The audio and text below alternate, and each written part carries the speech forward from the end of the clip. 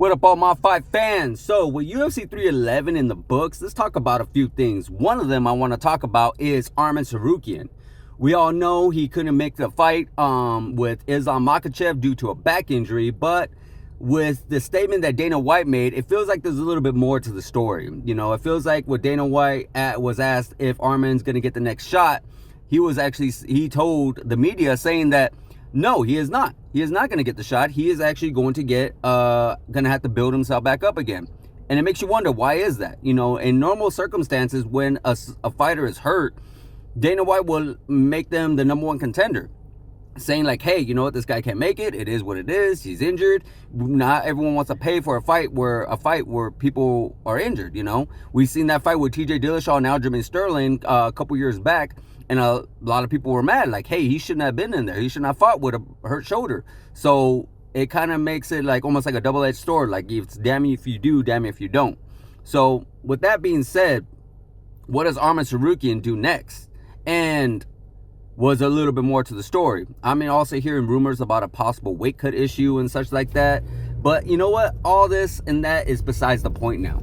The point of the matter is, what is he going to do next? We already know for a fact that he has to work himself back up again. So, who should he fight? Well, the clear number one contender at the moment being the fact that the lightweight division is not as, it's stacked, but stacked with fighters that Islam Makhachev had already beaten or are not really at a really great winning streak. Like Renato Moicano was actually the guy with the greatest winning streak in the lightweight division. Be that, you know, with that being said, you know, it's like basically Renato Moicano had four fights in a row that he won. Where Dustin Poirier had recently lost, Justin Gaethje had recently lost, Max Holloway, new to the division, had recently lost. The only person that's actually won a lightweight fight and that is in the top 5 would be Charles Oliveira. Now, we've seen Charles Oliveira take on Islam Makhachev and for the championship of the world, where Islam Makhachev won very, very handily. It was not even close. There actually is no need for a rematch. That the fight was just that much. It wasn't like as if Charles Oliveira got caught. It wasn't as if Charles Oliveira was hurt or unprepared or whatever the case may be. It was none of those things. They both walked in, both in their prime, both at their best, and the better man won, which was Islam Makhachev, and he actually won very, very, like I said, very, very handily. It was just as if Charles Oliveira had just barely walked into the UFC. I recommend you guys check that fight on YouTube.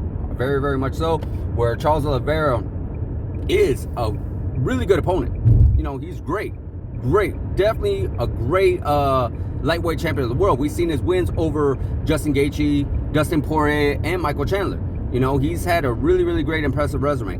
But just the way the victory was over, the way the Islam won over Charles Oliveira, yeah, it just, I don't know, it just doesn't feel. But it seems like that's the direction that they might go, unless he goes to welterweight. But that's for a different video. We want to know what's next for Arman Tsarukyan. So he could potentially get a rematch with Charles Oliveira, being that he's actually mentioned that in a video recently, in a recent interview, saying that he could do a five rounder instead of a 3-rounder, because a lot of people feel like Charles Oliveira could have won that fight if the fight was 5 rounds. Or we could see him go against the newcomer to the lightweight division, Max Holloway, and the winner gets that. There's also a not championship of the world, but there's also a fight that's booked for March 8th, I believe, with Justin Gaethje and Dan Hooker. The winner could get that. Either or, these guys got plenty of time, because Islam Makhachev is going to be going into Ramadan. You know, we're probably not going to see him if he decides to fight again this year, or decides to take on 3 fights this year. Because I think he should. I mean, it's not like he was hurt or he was injured or anything like that. We probably won't see him until June. So these guys have plenty of time to match themselves up, to make themselves available, and for Arman Tsarukyan to get himself back in the winning column and get a shot. Because outside of Renato Moicano, Arman Tsarukyan probably is the clearest number 1 contender. being the fact that it would have been a rematch. It was really highly anticipated. We know these both guys are on winning streaks and they're looking really, really good. But yeah, other than that, there really is no one real number one contender outside of that.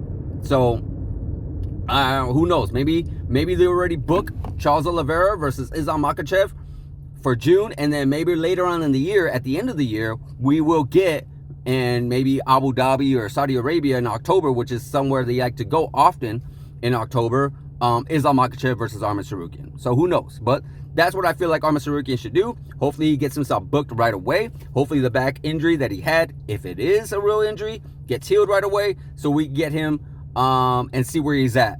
And hopefully he gets that title shot, because I do believe he definitely deserves it. But guys, let me know in the comments of what you think. Do you think Arman Tsarukyan should fight Max Holloway, or possibly a rematch with Charles Oliveira, or maybe wait for the winner of Justin Gaethje and Dan Hooker? Let me know what you think is going to be next for Arman Tsarukyan. Like, subscribe, hit that notification button, and I'll see you guys in the next video.